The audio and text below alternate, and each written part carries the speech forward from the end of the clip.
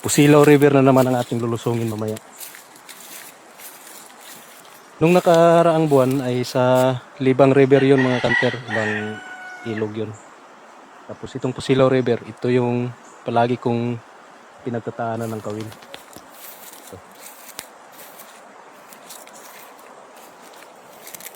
Ayan mga kanter, Pusilaw River.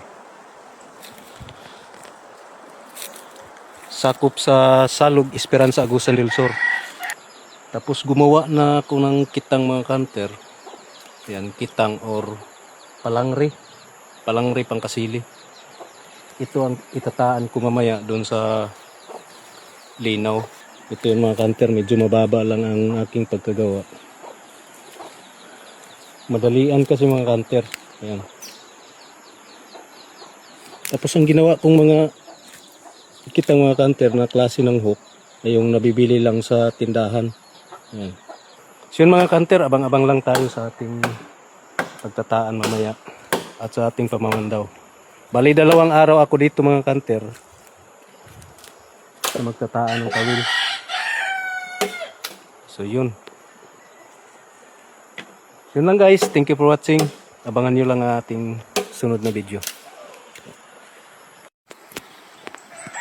So yan mga kanter, natapos rin natin ang ating ginawang kitang or palangri. Ito na yung mga kanter. 1, 2, 3, 4,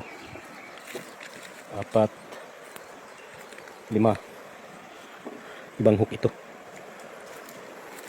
6, 7, 8, 9, 10. So ayan.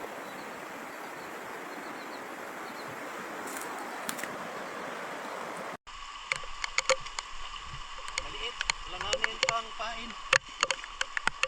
Ayan.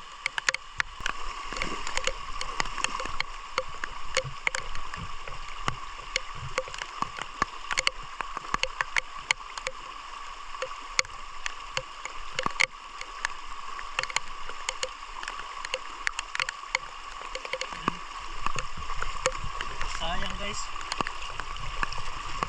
May paliling sa ano, paliling o uloy na. Ito yung kanyang anak ko. Sayang. Sayang. Hindi ko naabutan.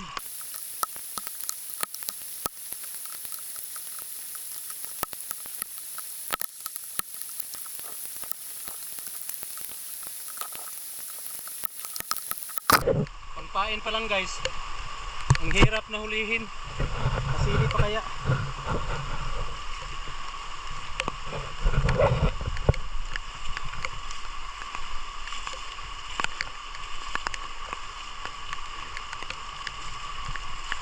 Wala, pila na.